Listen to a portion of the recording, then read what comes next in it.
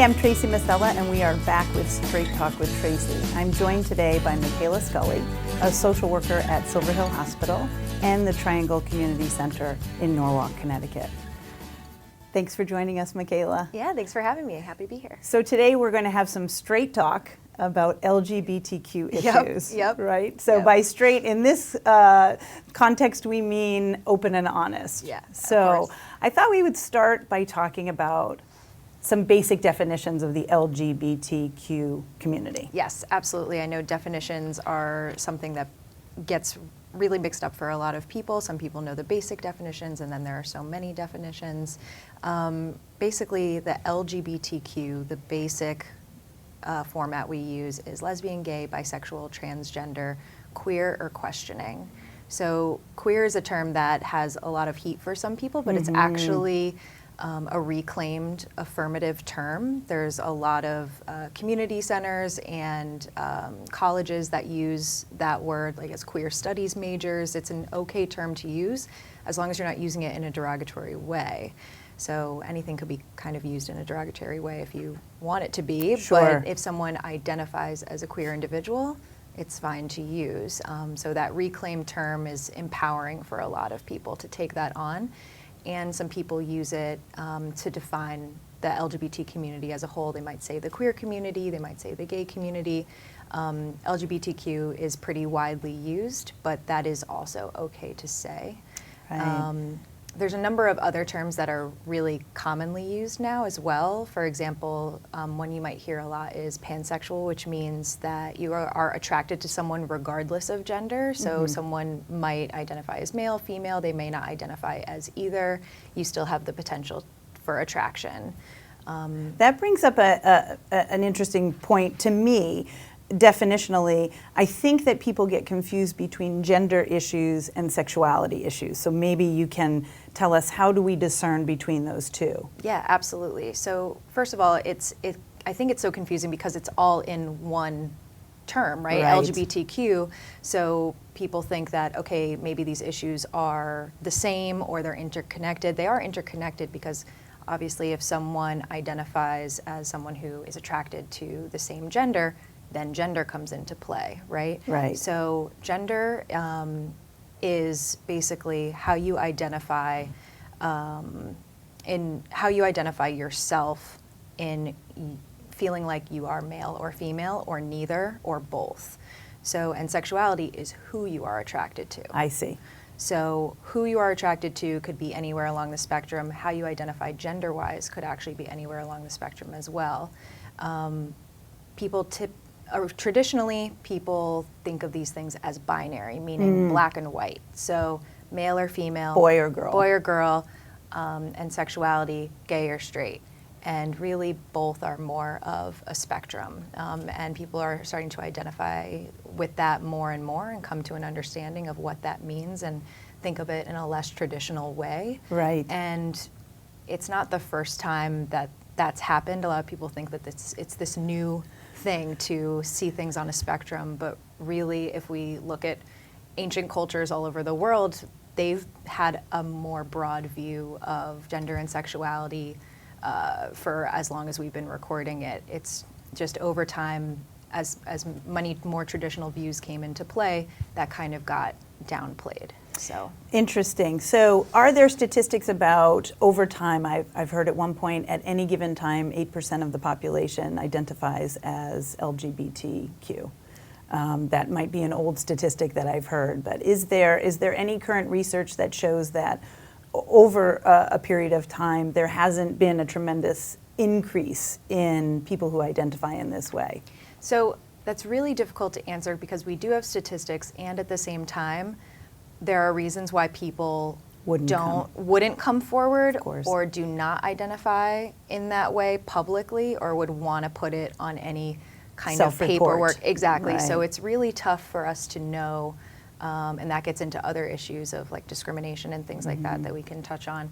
But it's very difficult to get statistics on this population because someone might have a different definition of what it means to be in the community for them than someone else does. So it's very difficult to get statistics, but there are many, many people who identify this way or have feelings like other people in the LGBT community. So something important to recognize is attraction and self-identification and behavior are 3 separate things.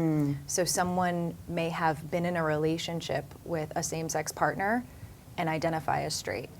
Someone might be attracted to someone of the same or different gender and identify in a different way. So attraction and behavior and identity are 3 totally separate things. And that, I think, can get very confusing for people. Like, well, why does this woman have a boyfriend if she identifies as bisexual? Right. Or if you've,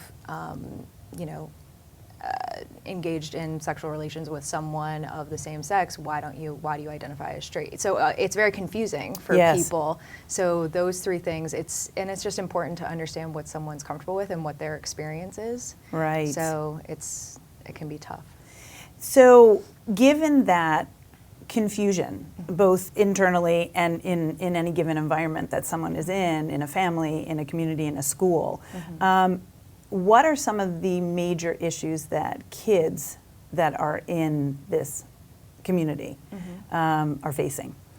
That's a great question. So I would first say that questioning gender or sexual orientation is a absolutely normal part of our development, but for some, it continues for a longer period of time.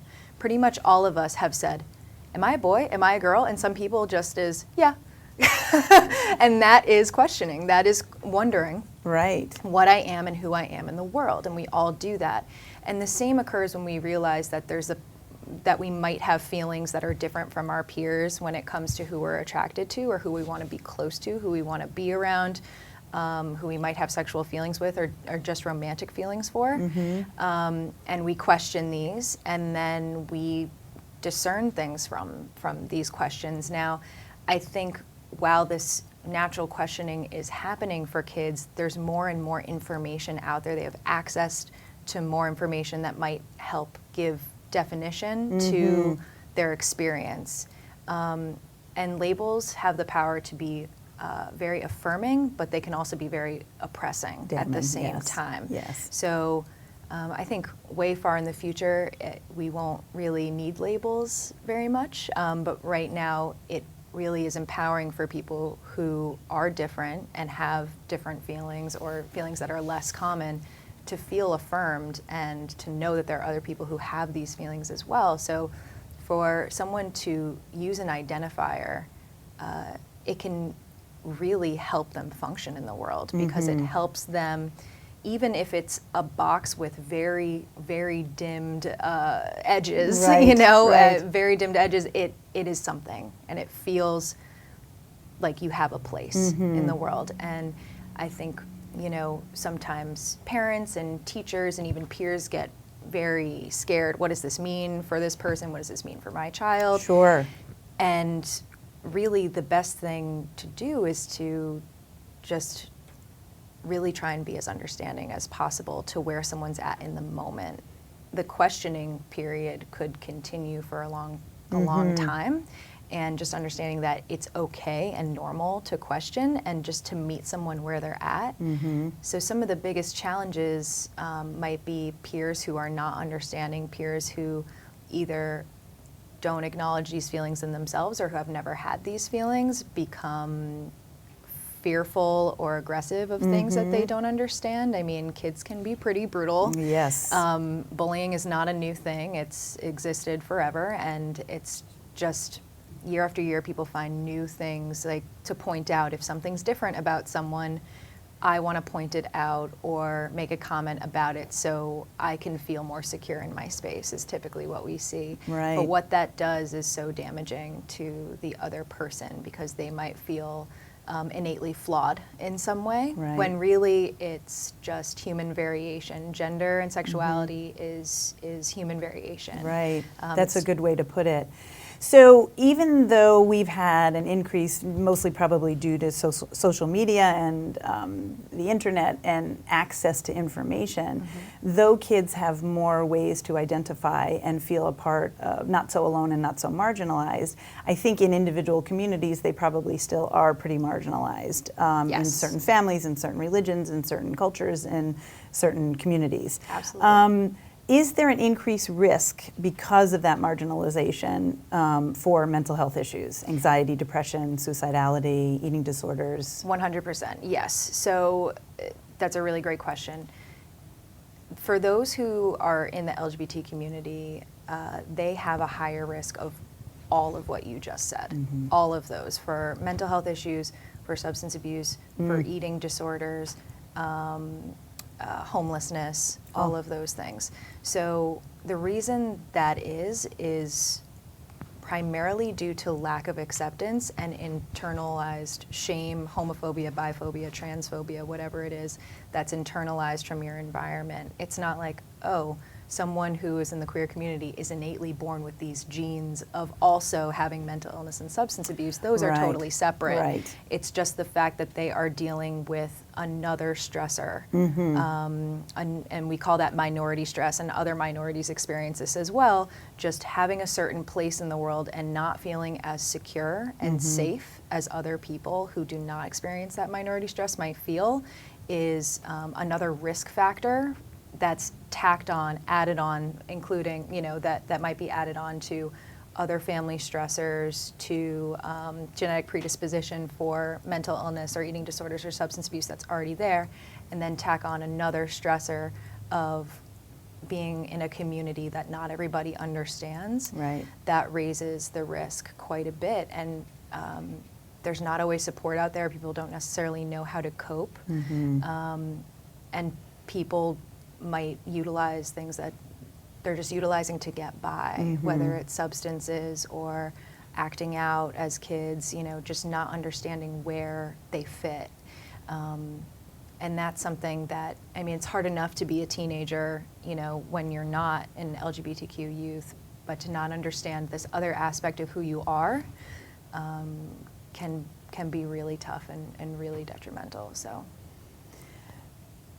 Really good information. We're going to take a quick break, and when we come back, I'd like to talk about how can members of these youth support teams, so from families to peers to teachers to community providers, how can we support these kids as they go through this period of questioning and possibly transition? Okay, excellent.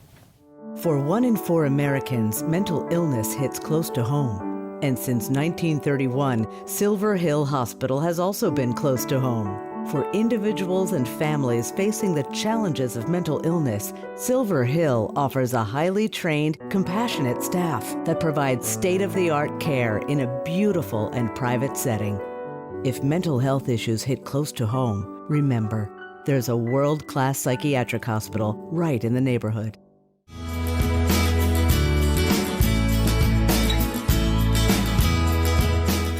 Hi, welcome back. I'm here today with Michaela Scully from Silver Hill Hospital and the Triangle Community Center in Norwalk, Connecticut. We're talking about LGBTQ issues, a really hot topic and one that is often misunderstood by many, many people. So what I'd like to talk about now is how youth can find support among their family members, among their peers, among their teachers, among community providers, in a time where people may not be able to help them in a validating or understanding way. One of the things you talked earlier about questioning being a natural part of development, right? All kids can question at any given time throughout their developmental trajectory. Am I a boy? Am I a girl? Do I like boys? Do I like girls? Parents that I have spoken to with kids that, particularly kids that are going through possible transgender, biologically identifying as a boy or a girl, and then identifying personally as the opposite sex or gender. And how do parents not get into the trap of, well, this might just be a phase? That's a very good question. So First, I want to say that, someone who identifies as transgender might identify anywhere along the spectrum. It's someone who might identify as anything other than the gender they were assigned at birth. So if they were assigned male at birth from looking at, external genitalia, they might identify as genderqueer, not a boy or a girl or both, or they might identify as female. It's just anything other than how they were assigned at birth, which is also another layer of confusion for parents, I would imagine. Right. I think it's very natural for parents to get stuck on this idea of, well, how do they know it's not a phase? Because especially if a child starts to begin talking about transition and things that could become very permanent, I think that would scare any parent. Sure. Any parent who cares about their child wants the best for them and wants them to not experience, more difficulty Suffering. in life than they have to deal with. Right. And at the same time, I would encourage parents to really do their research and also remind them that no transgender person would choose to go through that because it is such a difficult way to function, and there's so many people who don't understand that people do not choose to go through this difficulty by their own volition. It's not something that they would probably ever force upon someone else. And at the same time, it's something that I hope that they will become proud of because it's a part of who they are. It's again, variation in the human experience. And, it's all taking it one step at a time, one day at a time, educating yourself, talking to doctors, talking to your child first and foremost is the most important, understanding what they have to say and without assumption and non-judgmentally. Because if your child feels heard, even if they know that you don't know all the answers, if they feel heard, that's where they're going to feel the most validated. One of the most common things I hear from parents is, I don't want them to have more trouble in life than they have to. But a lot of what they don't realize is, those who mind don't matter and those who matter don't mind. And you want to be the one in this person's life who matters, right? Who is going to accept someone for who they are, because if they have support in the home, it's going to make navigating the rest of the world so much easier. I see. So navigating the world is much more difficult if the people at home don't even believe in who you are. And it's also true that someone can be questioning their gender and that might not end up being who they are in the future. And that's okay too. It's just affirming wherever the person is at in that moment in time and being open to the exploration of that. And especially small children, I think people get very worried, but basically having an open exploration of, whether it's toys or dress or anything. Nail polish. Yeah, right. Allowing that, because the child will settle where they feel the most comfortable, and it will only cause stress, anxiety, higher propensity for mental illness and other difficulties in their life if they are pushed in a direction that doesn't feel right. If they are allowed to naturally settle in the spot and in the gender or the gender expression that feels most comfortable, they're going to have a much healthier and secure sense of self. And I think that's what parents truly want for their child, to be able to be happy and successful, and that comes from having a secure sense of self. Self, right, identity, Yeah. right. Yeah. So starting with names, I know a lot of youth start this exploration by trying on a different name, sometimes a gender-neutral name, to see how that works. If your child comes home and wants to be identified by a different name, or among friends, or changes their name on Facebook, what would someone do, a peer or a family member, do with that name change? I think peers have less of a hard time with it. I think kids now are kind of like, okay. Right. The same as if, someone said, oh, my name's Michael, but I go by my middle name as Jeff. It's like, okay, Jeff. It's becoming more and more, accepted in that regard. Right. I think it's harder for parents and family, especially when They gave the name. You gave that Yes. name. It feels you feel offended almost that your child wants to take away this name that you so carefully chose and Right. cultivated, and you had this idea of what your child would grow up to be, and they are squashing that in front of That's your face, right. and Right. and it's almost, I think, taken personally Yes. when it's not about that necessarily. So I wouldn't blindly accept it. I would ask about it. I would say, so what's this about? You know, I want to know, I want to understand, and acknowledge whatever your feelings are about it before going into the conversation, I think is really important. If you're feeling angry, ask yourself what that's about. If you're feeling scared, ask yourself what that's about, so you can bring that to the conversation, and your facial expression won't be telling this kid that you're disappointed in them, that you're angry with them, because kids pick up on that very easily with their parents, I think more so than many parents might realize. I mean, if you remember, you know, what you picked up on from your parents as a kid, you're like, they said this, but I know they meant this, right? So really looking at what your assumptions and judgments are beforehand, and then just asking the question like, oh, I noticed, you know, you changed your name, or you told me you wanted to use this name. Tell me about that. Instead of asking a question like, does this mean this? Does this mean this? Right. Saying something like, can you tell me about that? Right. What is this about for I you? love that, opening the conversation, because those pointed questions, as you said earlier, the kid might not know. Oh, yeah. Kid Yeah. might not have the definitive answer. And to say, I don't know, back to a parent who's approaching the conversation with anger and fear, gives them, I would imagine, more justification to say, well, see, this, you don't even know what's going on. That's exactly right. I find that all the time. Well, they can't even tell me. They might not even know themselves. That's and right. I think kids are coming out earlier and earlier, Yes. or at least being more open about their questioning earlier and earlier, because they're seeing so much in social media, and because they're seeing so much. And that's a beautiful thing, because, you know, when I was younger, and that was not that long ago, there were not that many examples of queer people in the media. That's and right. positive examples, it was like Ellen, or, you know, like there were only a couple That's right. people.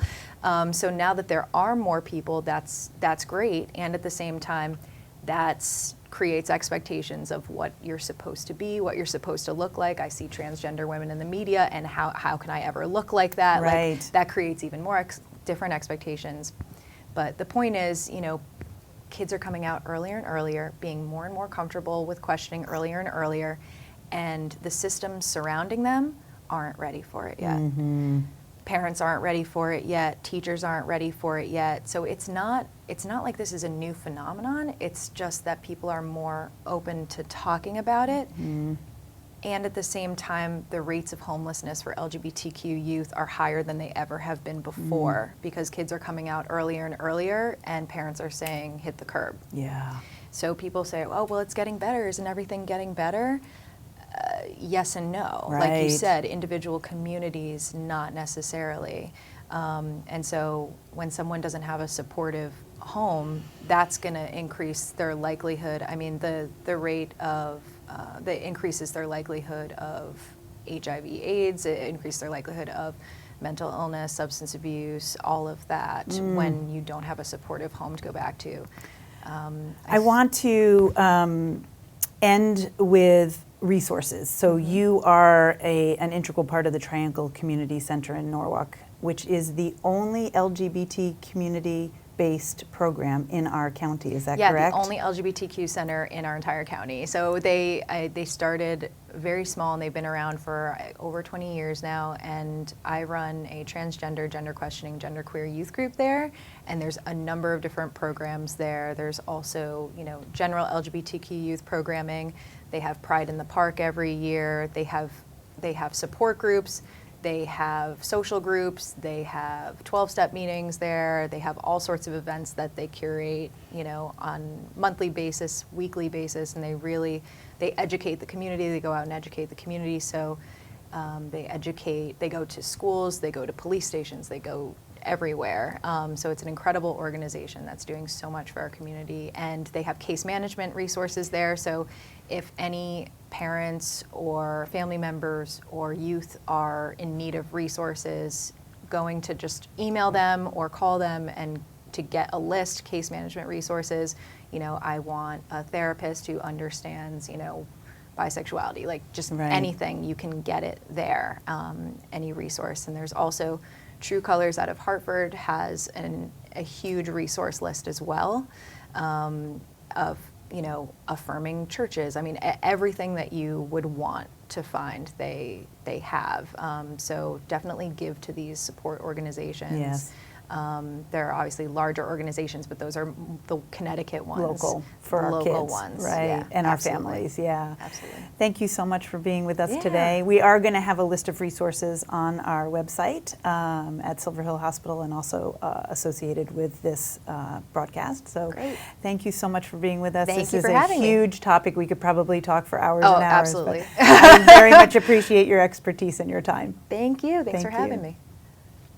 Thank you for joining me for Straight Talk with Tracey. If you have questions, or there is a topic you would like us to discuss, or someone in your community has something to say about mental health, please email your ideas to askthedoctor@silverhillhospital.org.